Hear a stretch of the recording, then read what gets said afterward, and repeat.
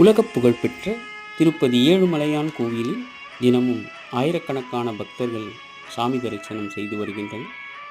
வார விடுமுறை நாட்கள், பண்டிகை நாட்களில் கூடுதலான எண்ணிக்கையில் பக்தர்கள் சாமி தரிசனம் செய்து வருகின்றனர். அவ்வாறு வரும் பக்தர்களுக்கு திருமலை திருப்பதி தேவஸ்தானம் சார்பில் தினமும் அன்னப்பிரசாதம் வழங்கப்பட்டு வருகிறது. ஒரே நேரத்தில் 4000 பக்தர்கள் உணவு சாப்பிட ஏற்பாடு செய்யப்பட்டுள்ளது. இந்த நிலையில் பக்தர்களுக்கு அன்னதானத்துடன் மசால் வடை வழங்க தேவஸ்தான அதிகாரிகள் முடிவு செய்தனர்.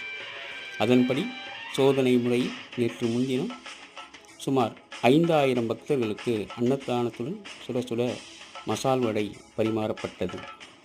தொடர்ந்து 4 நாட்கள் அன்னதானத்துடன் மசால் வடை வழங்கப்படும் என்று அறிவிக்கப்பட்டுள்ளது.